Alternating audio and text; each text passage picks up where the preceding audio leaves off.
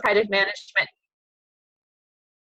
topic, because we spend a lot of this training talking about things that you do to get jobs, things like interviewing and building your resume, and things that you, like financial literacy with your paycheck. But we don't always talk a lot about the work that you'll do at your internship. And this session really gets to the heart of how you organize the work that you'll be accomplishing and the projects that you'll be responsible for.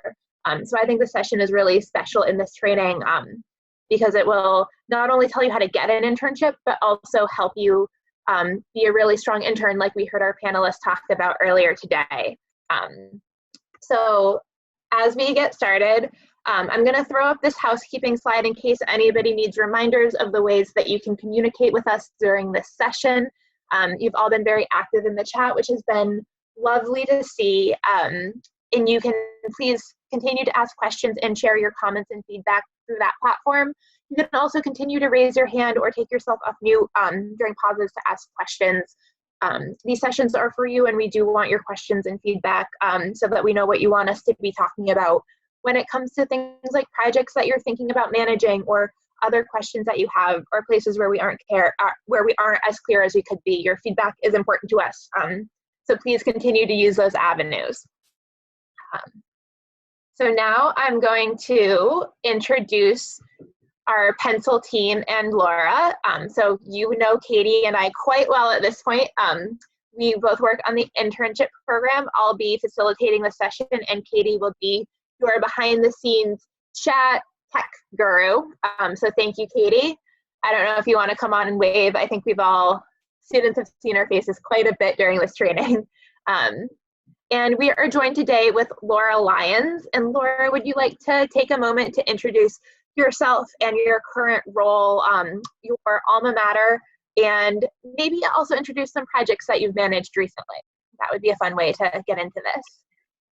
Absolutely. Thanks, Marina. Hi, everyone. I am Laura Lyons.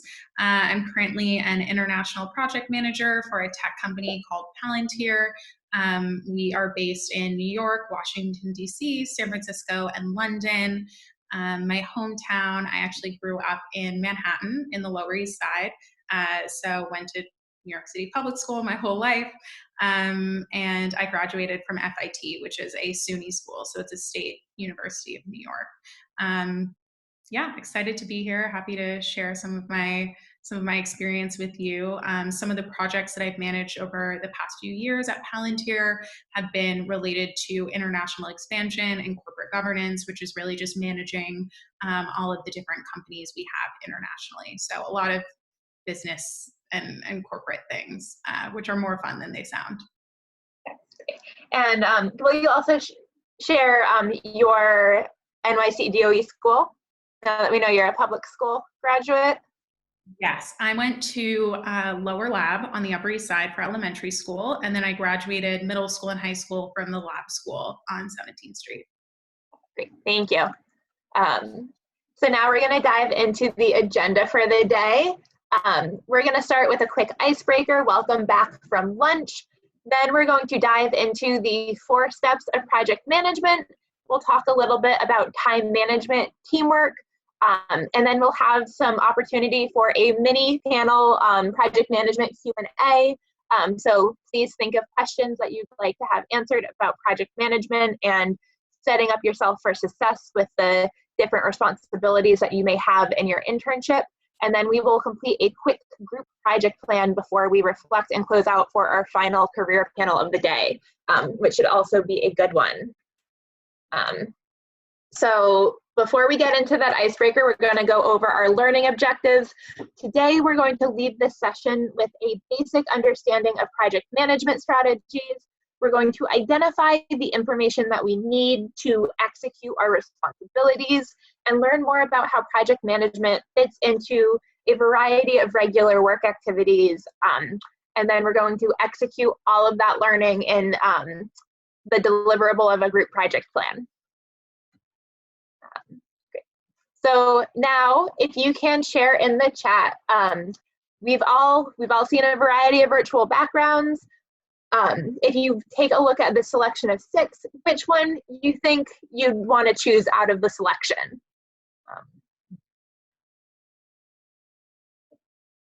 Looks Pretty evenly spread. I'm seeing a lot of threes, a lot of fours. Three is getting a lot more representation than I thought it was going to get.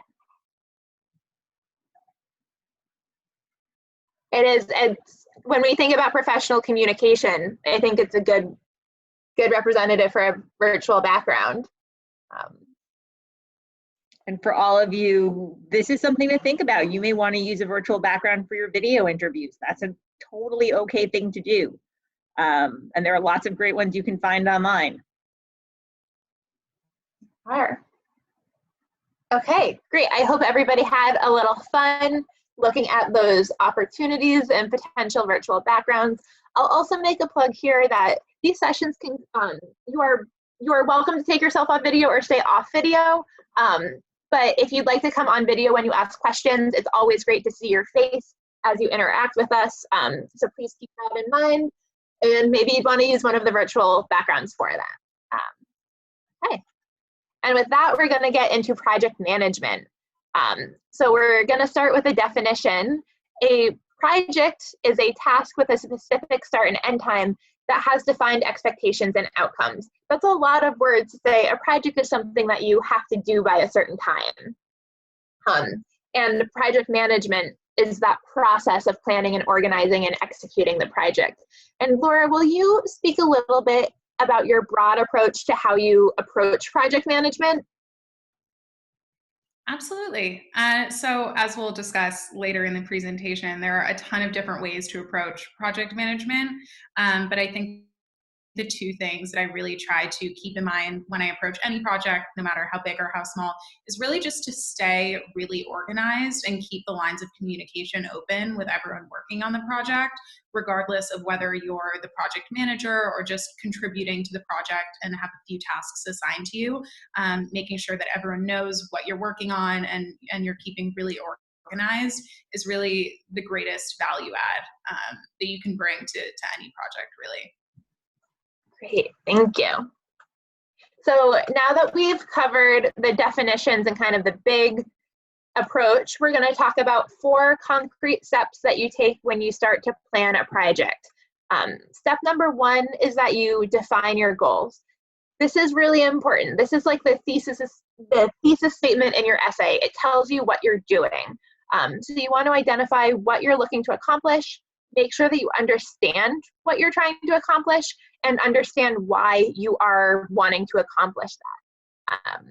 And some basic questions, if you ask yourself these 3 questions and you don't have the answers to all of them, some steps that you can take are to ask for clarity, take notes, and write a summary of the project, including key details that will be important to make sure that you can start to fully understand and execute your project.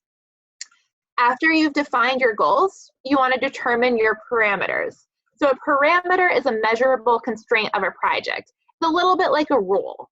It tells you what you can do and how much you have to do it with. So specific parameters that might be important include deadlines, budget. We've talked a lot about financial literacy this session. And as you're looking at your goals, you may want to project management some of your goals that will have a very clear budget.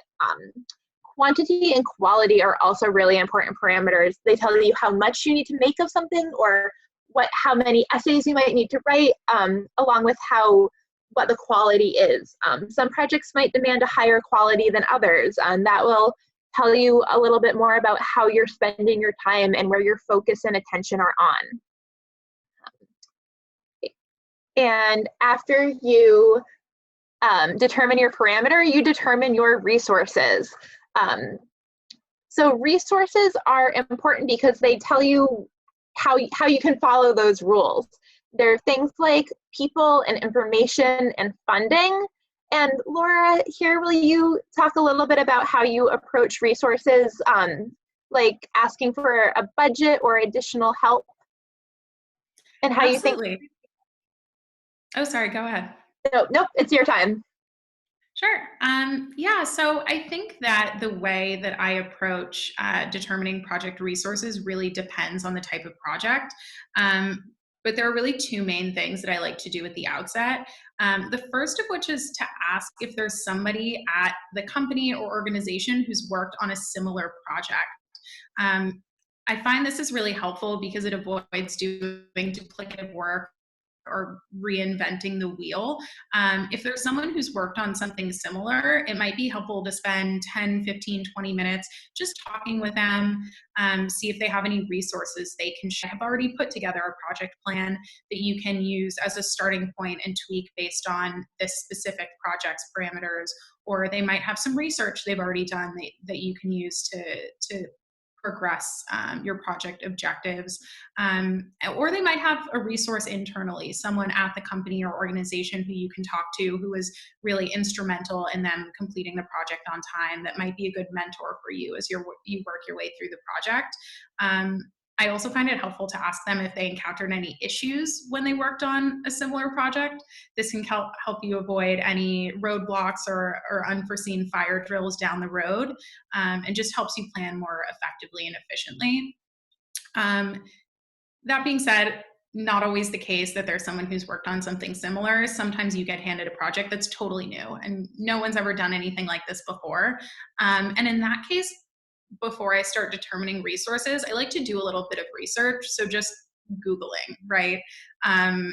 You might be able to find some articles written by people who worked on similar projects, and they might have some helpful insights on timeline. For example, does implementing a new expense program take 6 months instead of the 2 months that you thought it might take? So really just making sure that you have all of the information you need before you even start determining resources is the most helpful thing from my perspective. And once you put together a resources list, like I wouldn't be scared to ask someone to look it over, right? Like if you're working on something for the first time, the odds that you get it right on the first try are pretty slim, unless you're like a genius. So I would definitely feel comfortable asking a peer, maybe another intern or your direct supervisor, just to take a look and quickly see if there's anything you missed that might be helpful to include. Great. Thank you, Laura.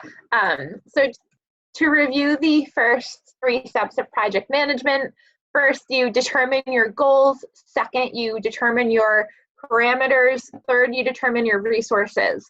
And once you've done those 3 things, you create your project plan. Project plans are really important because they create the roadmap of the work that you're going to do. So once you understand all of those elements, you think through questions like, what tasks do I need to complete? Do I understand the order they need to be completed in? And to give an example of why order is important, imagine that you have to print out 50 packets for something. When we do this training in person, we hand you a paper packet. And it's important that we proofread that packet before we print it out. That's a kind of basic example of why order of tasks is really important. It's kind of like dominoes. You don't want to knock down the second half of the dominoes before the first half is ready. You want to make sure that everything's happening in a sequential order that makes sense. So when there's things like printing materials or communicating with key stakeholders or internal deadlines, you want to make sure that you're focusing on the most important tasks first as you're ordering your activities.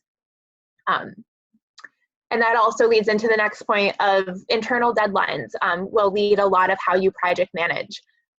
If you have how your English teachers will sometimes ask for a first draft to be due a week ahead of the final draft. That's so that you can make sure to review and have time to reflect and really polish off your essay. And project management can have a lot of similar things. Sometimes you'll have a preliminary version that's ready a week or even a month or even a few months before the final product is due, so that you have time to reflect and really refine and make the product excellent. So internal deadlines can be really important for those tasks. Next, I'm going to show a kind of way to guide your thinking on project planning. This is a little chart that puts this information into context. You may have noticed that we've gone through these 4 steps pretty quickly because we're going to spend a lot of time today talking more and actually using these 4 steps in project management rather than just talking about them. But I think it's important to show this chart so that if you are starting to project manage something, and if I can do a quick chat share here, Will you share something that you think you project managed recently? The example I sometimes use in in-person training is, how did you know when to set your alarm for this morning? I think that's something that I definitely project managed last night. So can you share something that you have done to accomplish a project recently? Be it getting ready for this training or a school project or something in your personal life. Maybe it relates back to your goals or your budgeting goals. Preparing food is a great example. So as we're talking about this, I wanna make sure that you all know that you project manage stuff every day, and this is adding some structure to how you're project managing. If you've taken a foreign language class and you learn conjugation, it's something that we all do every day, and learning how we conjugate verbs is kind of tells us how we learn language. So we already all project management. We're kind of going back and breaking out the pieces of how you're already project managing a lot of things and how you can use those skills to do more complicated projects with kind of broader deliverables. Great. So this is a chart that can be really helpful to organizing your thinking on that. We have another chart that breaks it out into tasks. So when you are ready to complete that project plan, you are ready to put that task name, be it compile list, purchase food ingredients, whatever the tasks of your project are, this chart can help you. So now we're going to do a quick volunteer share. So Laura, will you help us understand some of these questions a little bit better and share some project management tools that you use as you project manage every day? Absolutely. So similar to the slide you shared previously that had the chart in it, I'm a huge fan of charts. I make absolutely every project into a chart, and I find it really helpful to see broken down, like, what's the date on which I need to start something? What's the specific task? Who's working on that task? What's the latest status? Is there something I need to follow up on? So I think, there are a number of different project management strategies and tools out there. I honestly don't think one is better than the other. I think a chart is really the most powerful tool. And storing a chart somewhere like Google Docs or Google Sheets, I find really helpful because you can actually share it with your project team. So if there's, another person or 5 people working on a project, or even just if it's your supervisor that you're sharing it with, it's really great for Google Sheets is really great for you to be able to share your project progress and status with them on an ongoing basis. I personally use Asana, which is, I think, free for less than 15 people. If you have less than 15 people on a project, it's like level 2 of project management, slightly more complicated, but their website has really good training videos and frequently asked question pages. So if you're interested in really getting in the weeds on project management and you feel like you've graduated from the chart phase, Asana is great. That being said, I still use a lot of charts. So charts are your best friend is the main takeaway here. Absolutely. And charts come in all forms and sizes. I think Asana kind of puts a chart into a graphically designed form. So they're kind of different versions of, they're different ways to organize the same thoughts of project management. And Laura, will you also, I'll go now that here we go. Will you share a little bit about how you stay organized when you're not just managing one project chart, but multiple projects and multiple charts and organizational bits? Absolutely. So I think the first thing is really making sure that each individual project has a really clear project tracker, whether that's each project having its own Google Doc or each project having its own Asana page. That's really the main thing. If each individual project is organized well, it's much easier to track everything as a whole. I like to just keep a to-do list, and at the start of each day, check in on each of my project trackers and just add the individual tasks that I need to do that day to my to-do list. So really checking in consistently and just making sure that the project trackers are up to date. Why I like Asana is that it actually aggregates each task from each project into one master to-do list. So I think that's a really helpful resource, but it's not super necessary to get that fancy. I think doing the manual review every day is just as effective. Great, thank you, Laura. And students, as you think of questions or things that you'd like clarified, please share in the chat. Again, we really do want to answer your questions, so we love it when you ask them. Next, we're going to turn to talking about effective teamwork, which Laura talked a little bit about in organizing charts when different team members are responsible for different pieces of projects. So we're going to share some tips for setting a strong baseline for teamwork. A really important thing is to establish a shared goal.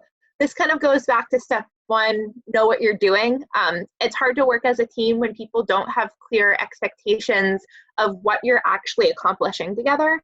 So that's a really important step that can be easy to skip because I know, like, I go into a project with a strong sense of what I want, but a teammate might have a different idea of what we're trying to accomplish. And if we both kind of dive in, it can get lost that we're trying to do fundamentally different things because we never had a conversation that said, are we doing X or Y? So it's really important to make sure that you have a clear understanding of what you're accomplishing and the expectations around your deliverable. And in that same vein, expectations around how you work together are really helpful. For instance, email versus phone call is probably something that a lot of teams have been working through this last year. You've probably seen a meme about this could have been an email, but it was an hour-long meeting. Having clear expectations for how you communicate and how you use each other's time can be really helpful for having a strong teamwork and collaborative environment. And you also want to create an environment where team members ask questions and share their opinions. People come to projects with all different contexts and experiences and points of information, and most of them are valuable to managing a project, and it can be helpful to hear that different perspectives. Even if you have a strong sense of what you're looking to accomplish and how you want to accomplish it, somebody probably has a thought that will further your thinking, and an environment that encourages that collaboration and that progress rather than restricts it can lead to some really strong projects being created. Again, we've talked about this a few times now. Communication is key. It's really hard to work with somebody that you don't communicate with. And you also want to be clear on the role and responsibilities of each team member. This happens naturally when you have strong communication, when you have clear expectations, but it's always a good checkbox if you're in the middle of a project with a big team, saying, are we clear on who's doing what? It's always good to have that sanity check. And you also want to write down how you plan to work together because it sets an expectation that people can refer back to. I know that I have sat in meetings where we've had a really clear path of what we're doing, and the next day, I start doing something that was on somebody else's plate, or they start doing something that was on mine because we didn't take good notes. In some cases, I took notes and I can't read my handwriting. So make sure that you have good documentation of these plans because you've already done that project management work of setting clear expectations and roles, and you don't want to lose that work because it wasn't documented. And Laura, can I ask if you want to emphasize any of these points or add anything to creating a strong collaborative environment? Yeah, definitely. I think that the main point that you really touched on that I think is important to highlight is just communication, like making sure that you're staying in touch with people on a regular basis. And at the beginning of the project, deciding what that is. Is that a daily meeting where you spend 10 minutes just giving status updates to each other? Do you want to each send an email at the start of each week, letting everyone know what you plan to do and what you've already gotten done? Just kind of agreeing on that at the outset and holding everyone accountable is the most valuable thing you can do in a project. Oftentimes projects will run behind schedule, ahead of schedule, happens more frequently than you think. If everyone's on the same page in terms of like what the status of the project actually is, you can adjust the project plan as you go. But if you're not in touch throughout, the worst feeling in the world is waking up the day a project is due and realizing some of the work didn't get done. So if you're consistently communicating, you can make sure to avoid that situation. And it takes practice. This is something that even the most seasoned professionals have a lot of trouble with. So definitely something that you'll probably need to work on over time. And to put it in the internship context, many of your internships will have a lot of these communication standards implemented in their workspace, and you'll be joining a team that likely already knows what is an email and what is a meeting, and do they do daily status updates or weekly status updates. So something that you can do to encourage teamwork and collaboration in your internship is on your first day or on your first meeting about a new project is ask what the communication standards are, and so that you can adjust your expectations and start to implement those guidelines into how you structure your work in communication. Because it's unlikely that you'll be building these systems from scratch in your internship, but adjusting to people's kind of standards and norms that are already in place. Great. And I see we have a really good question in the chat before we get off communication. Yes. And that's, how do you balance being an effective communicator without being overbearing on your peers? And I would say overbearing or feeling bossy. Yeah. I think a really great way to do this is to take the lead of the people that you're communicating with. Sometimes you have to be the one who sends more emails or makes more phone calls. But I think how much they communicate with you is a good indicator of how much they want to be communicated with. Obviously, it does not have to be a one-to-one email ratio. If you get an important piece of information that they need to know, you can set, like, you need to send them that email. But taking other people's leads is a really good way to do that, along with looking at how they like to communicate. People have different learning and communication styles. I'm somebody who really values phone calls. I think people always say that could have been an email. I've sat on a lot of 100 email chains that I think should have been phone calls. But not everybody feels that way, so you have to respect other people's communication styles, and observing is how I would start doing that. Laura, do you have actionable advice? I do. I think, Marina, the point you made earlier about asking what the organization or the team's communication style is at the outset is really helpful. But also, if you're going to be working with certain people really closely, just asking them, hey, if there's something I need your attention on or your input on, do you prefer if I call you? Do you prefer if I email you? What's the easiest? Do you want to text? Like, just ask them what's easiest. Some people aren't super on top of their email, some people are. So just getting a sense of everyone's individual communication style is probably the easiest way. It's hard to be overbearing when you're doing exactly what they asked you to do. And I think it's important here to note that young people, young women, young BIPOC are often taught to take up less space. And you should never be shy about communicating what you need to communicate or doing your job.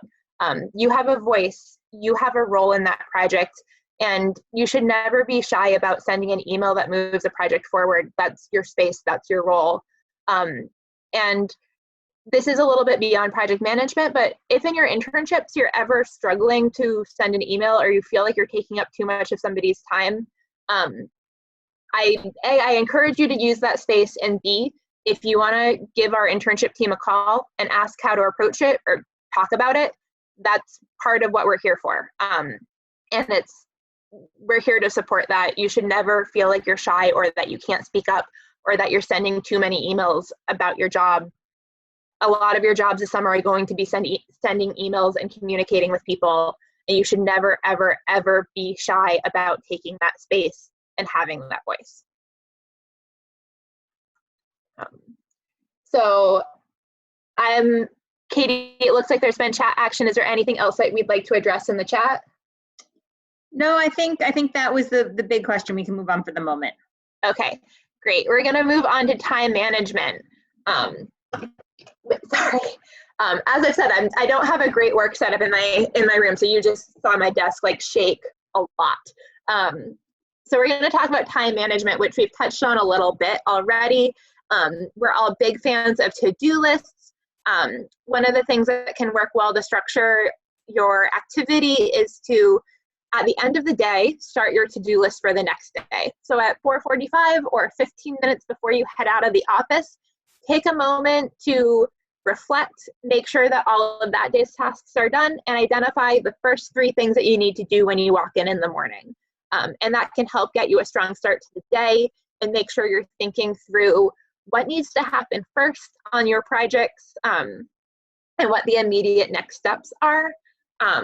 I also like to take a moment every day to ask what you did to move the project forward. I think this goes back to, we all project manage a lot of stuff that we don't necessarily think of as project management, like deciding what to eat for lunch or making lunch. That's a project. But you want to give yourself credit for the work that you're doing, and it can feel really good to think, I did these 3 really important things today that move this project measurably forward. So take a second to reflect, identify a few things that you move forward, and then think through what you need to do for the next day to keep that momentum up. And I think I talk a lot about giving yourselves credit on your resume for the experience that you have, and that follows to the work that you do at your internship. Give yourself credit for it. You're going to do a lot of important things at your internship that you might not naturally recognize yourself doing.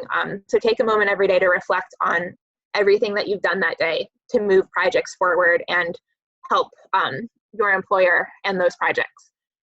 The next bit of time management advice that I have is to use your calendar. I've made a joke before that I would be nowhere that I needed to be if my phone didn't tell me where to be when. It's this resource that is available to you.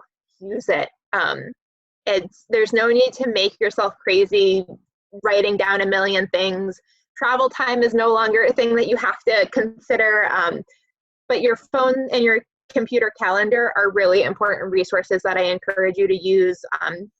You'll likely receive an organizational email this summer at your internship that may have a built-in calendar for things like scheduling meetings. Use those tools. And also have daily tasks or deliverables. It's likely that you'll have something that you have to do every day.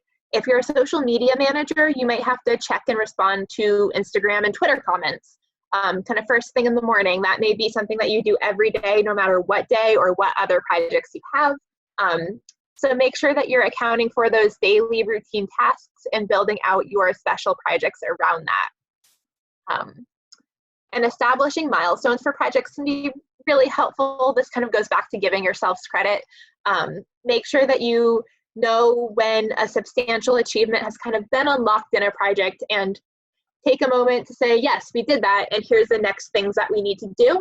And these also function well as internal deadlines. So, if you have a 6-week project, you should have a sense of where you are at week 2. And at the end of week 2, you can look back and say, did we accomplish what we needed to?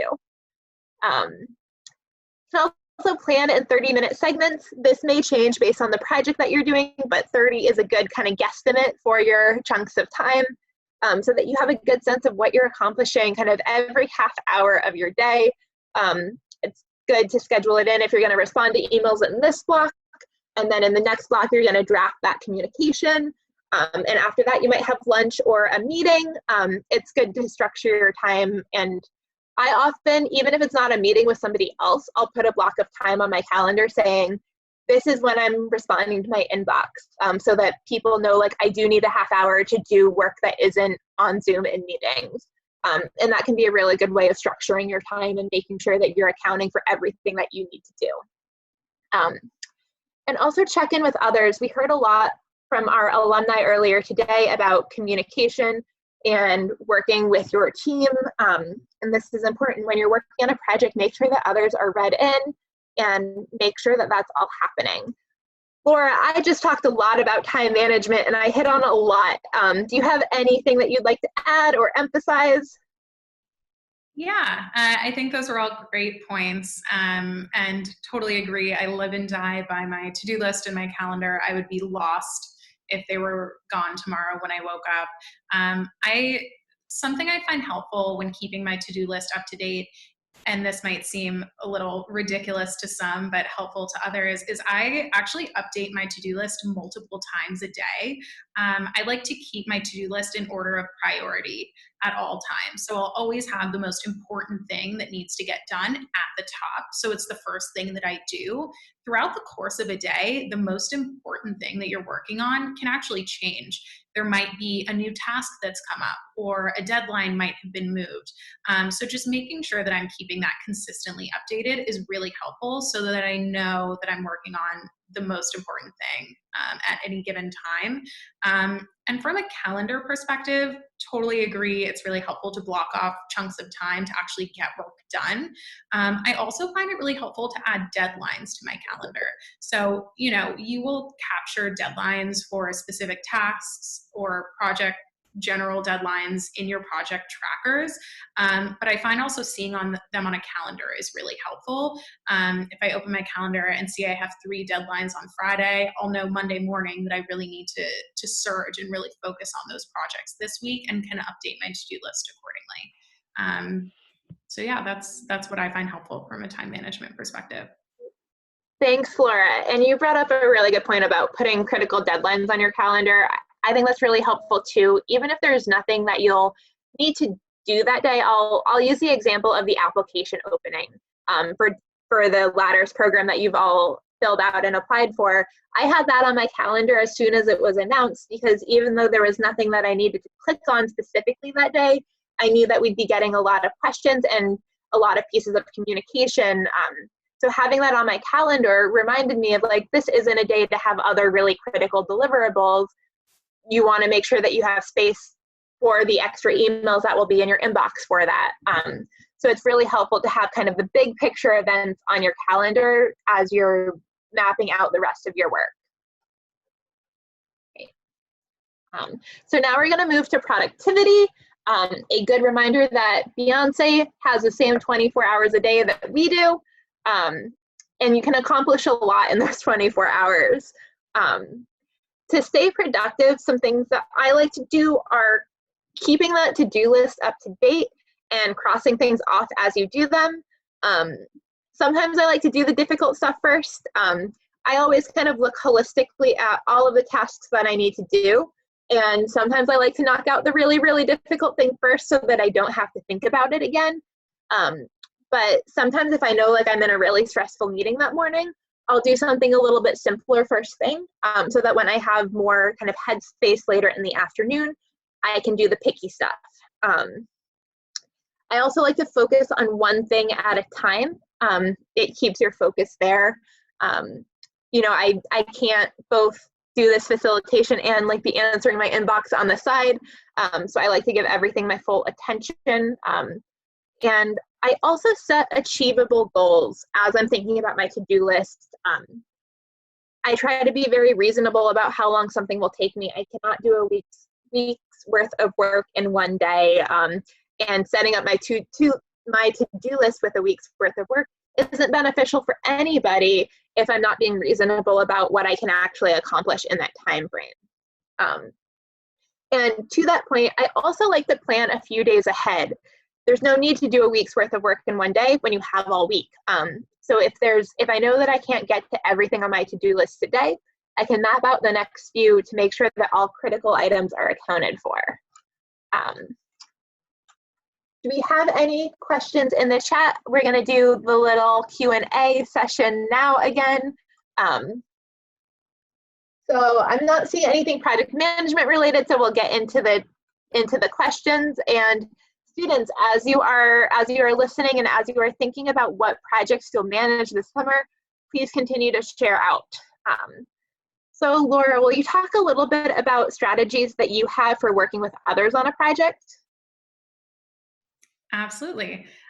So we've touched on this a few times already, but I think the main point to hit on here is really just communication, making sure that everyone on the project team and your manager really understand the status of the project as a whole, but also the status of each individual task at any given time is really the most important thing that you can do. It will make you look really organized, really professional, just overall make you look really good. And as I mentioned earlier, having the project tracker in a shared document, such as Google Docs or Google Sheets, is a great way to accomplish this, because your manager can just open the Google Doc at any time and see how the project is tracking. So that's probably the most helpful thing to note there. The other thing I think is worth touching on, especially as you're, starting internships, starting out your career, something I wish someone had told me when I was younger, is really not to be afraid to ask questions or ask for help. I don't know any manager on the planet who would want an intern to spend 2 months working on something only to see the finished project and find out that it's not nearly anywhere close to what they were expecting. I think people would always prefer, at least from my perspective, to have you ask a few clarifying questions and really get the project right than just toil away too nervous to talk to anyone. Great, thank you. And that goes back to step 1 in project management of making sure that your goals are well defined and communicated. So my next question for you, Laura, is have you ever been in a situation where someone didn't meet their project management responsibilities or their individual portion, and how you handled that? Yes, I have been in this situation many times. I think every adult in the workforce has encountered this. It's unfortunately extremely common. And I've definitely, in certain situations, handled it well, and in certain situations, handled it not so well. So I can definitely share what I've learned from those experiences. So I think really the way to approach something like this is first to just talk to the person. Check in with them, set up a short call or a meeting, maybe 15, 20 minutes, just to discuss the responsibilities that haven't been met. And what I find helpful is really to approach that conversation more with curiosity rather than with blame. So instead of walking in and saying, hey, you didn't do this thing, like you're really messing up, I'm going to tell on you. Like walking in and just being like, hey, what's going on? I've noticed you haven't met these deadlines. What's going on there? Is there anything I can do to help? Because, it's possible this person has a ton of other projects and competing priorities that are just more important to the business, and they actually don't have time for the project. That's helpful for you to know. It's possible someone else should be staffed to the project instead. It's also possible they just don't know that they're missing deadlines, and whatever communication style you've been working on doesn't really work for them. So this kind of gives you an opportunity to ask, is it helpful for us to check in for 5 minutes every morning? Would you like me to send every Monday morning just a list of the tasks that are assigned to you? Like, what's the best way to communicate that? So I think just touching base with a person one-on-one, really clarifying what you can do to help resolve this situation is usually the best path forward. But Marina, feel free to chime in if that's not the right guidance on an internship. I think that's really good guidance. I also, when thinking about internships, many more of our students will probably be collaborating on projects rather than leading projects. Like they'll be project managing their piece. So I think it's also helpful when you've touched on a lot of reasons why people may very legitimately not be able to meet a portion of their responsibilities. And when that person is you, we've talked a little bit previously in this training about how to communicate when you're not sure you'll be able to meet a deadline. And when that deadline has broader project management implications, I think it might also be helpful to touch base on how students can best communicate when they know that it's not reasonable for them to accomplish what they're responsible for, and how they can effectively communicate that and continue to work and collaborate in a way that moves the project forward regardless. Marina, can I pop in? Yeah. Laura pointed out something really great about sometimes somebody misses a deadline because they just have other priorities that may be more important for the company. And I think that's something a lot of our interns run into when their boss doesn't get them something, when their supervisor doesn't meet the deadline that they agreed upon. So I think that's something that's really important for students to think about. You may have to go to your supervisor at some point and say, hey, you were supposed to get me this on Friday and you didn't. And that's an okay thing to do, but understand that there's probably a pretty good reason why they didn't do that. And say, how does this fit into your understanding of the priorities for the company? They probably have a better understanding of them than you do. So it's okay to send that email and say, I thought you were going to be able to get me this by Friday. You know, what makes sense for your schedule to, you know, as a new deadline, and can I help? That's a really great way to approach it. It's proactive. It makes sure that your supervisor knows that you're paying attention to the details and the deadlines, but it's also really sensitive to the fact that they probably have a bunch of things on their plate. It's a great point, Katie. Thank you for chiming in. We are closing in on 10 minutes left. So Laura, I don't know if you have anything else you want to share with in this little Q&A. If not, we can move to the group project plan. Nothing on my end. I feel like we hit all the major points here. Okay, great. So students, now I'm gonna show that I fully know how to move a PowerPoint presentation forward, and we're gonna do some project management in action. First, we're gonna look back and review those 4 steps really quickly. Step 1 is going to be determining our goals and making sure we understand them. Step 2 will determine our parameters and then our resources. And then step 4, we will make a list of the tasks that need to be completed. So the project just to set up how we're going to plan this out together, please, I'm going to ask a variety of questions on each step, and you can share in the chat. So the plan that we will be doing this summer is we're going to pretend that you are one of Pencil's interns, and you've been asked to help create and send out invitations to our annual fundraiser, which we will one day hold again when we can be in the same room as other people. Your supervisor has shared with you that the theme of this year's fundraiser is Pencil. We're on point. And we're going to send 500 invitations, and the total budget for the project is $5,000. And your supervisor needs your help to select and buy invitations, double check the invitation list for typos, print labels to address all of the envelopes, and get the invitations in the mail at least 2 months prior to the event. So we're going to move to the next slide, which has these things labeled. If you need me to run back to the scenario, I'm happy to. But can anybody help me with step 1 of determining what our goals are?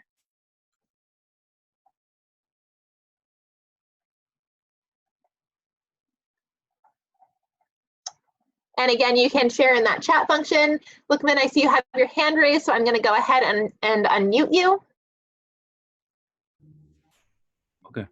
Our goal is to send out the invitations as soon as possible, but preferably 2 months, 2 months before the event. Absolutely. Thank you. So we're sending out invitations. Sorry, if I click the chat window to unmute people, I can no longer control the PowerPoint. So we're sending 500 invitations to Pencil's donor. And can anybody tell me why we're doing this?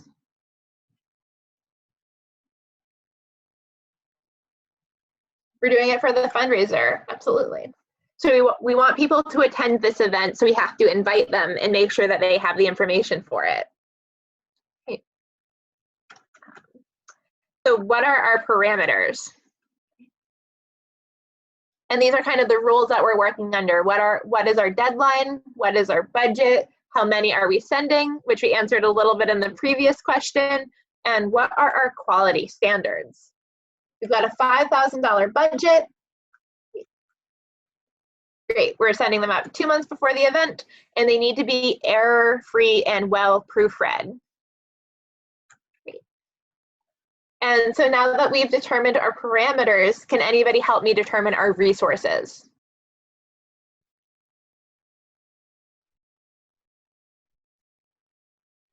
We've got 2 months to work with and $5,000.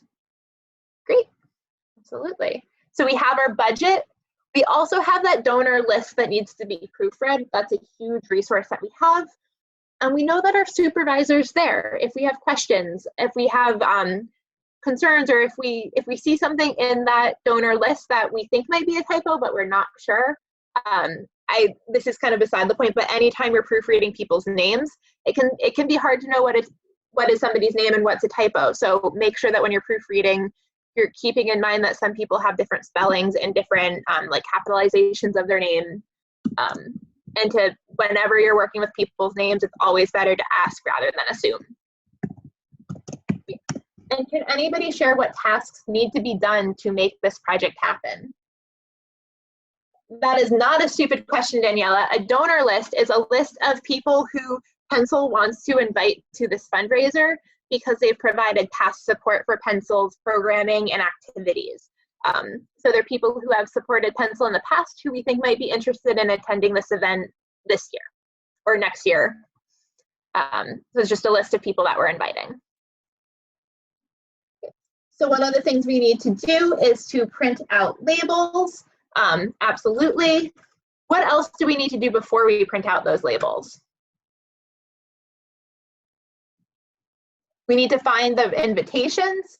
We need to proofread. This is a really great example of one task having to happen before another. You have to proofread those labels before you print them. And you need to find the invitations that you want to send that are aligned with Pencil's quality standards. You may have to find a printer for them. Great, thank you. Katie, do you have? No, I was going to say, Laura, if you were planning this project, the first thing you would do, ask the professional. If I were planning this project, the first thing I would do is, as we're doing now, just run through all of the questions, you know, populate the chart with what I think the answers would be. And then I'd probably run it past one of my peers or my supervisor to make sure I haven't missed any steps. I think this is great because we're kind of crowdsourcing answers, but if I were doing this alone and it were my first time, I would definitely want to make sure that someone else had double checked before I started the project itself. Yeah, that's really great advice. At your internships this summer, you'll likely have a project that you create a plan for, and you probably want somebody to look at that plan and make sure that you're asking the questions, and it's about aligning expectations. It's step number one of once you create this project plan, making sure that it's aligned with how your supervisor is also envisioning the project. Thank you, Laura. Great. Any other, we're coming into the last few minutes of project planning. So we've created a good task list of things that need to be done. We have a good understanding of our goals, of our parameters, and of our resources. So we're going to move on. And Laura, I want to invite you to offer any final advice. If you want to emphasize anything we've already touched on or offer some new advice for our students, I wanted to give you a few minutes just to share out any roundups that you have. Sure. Thanks, Marina. I think the main points really to touch on here are, again, like, regardless of whether you're managing a project or you're just contributing and helping out on a few tasks, being the most organized person on a project and making sure everyone is kept up to date on your status of your tasks is the most valuable thing that you can really bring to the table. As I just mentioned, like, asking for a second opinion or for help if you need it, super valuable. As an intern, like, no one will expect you to know everything, and people will really appreciate the fact that you value their input and you're asking smart questions and the right types of questions to get you the information that you need. Great. Thank you. And we're going to get one final question from Jada that I think is great. Yeah. And she said, do you make a headline for possible setbacks in a project? So yeah, how do you plan, very briefly, for what could go wrong? Yeah, I think it's a great question. And it's something that I like to try to brainstorm at the beginning of a project. So when I'm making the project plan, I'm coming up with the communication cadence at which I'll be checking in with people. I also like to come up with a list of possible things that could go wrong. And that's usually something I like to ask for input on from the rest of my team or some of my peers. Understanding all of the things that could possibly go wrong help you to build those into your project plan and really understand what you can do to prevent these types of things from happening. And, you know, sometimes issues happen. you don't have enough time, making sure that you're keeping everyone updated. If an issue does arise, that you bring it to everyone's attention so that you're able to make the decision about updating, a project timeline or whether the scope of a deliverable, making sure you're making that decision with the project team instead of trying to keep it hidden from them is really important, and shows that you're really a team player. Thank you.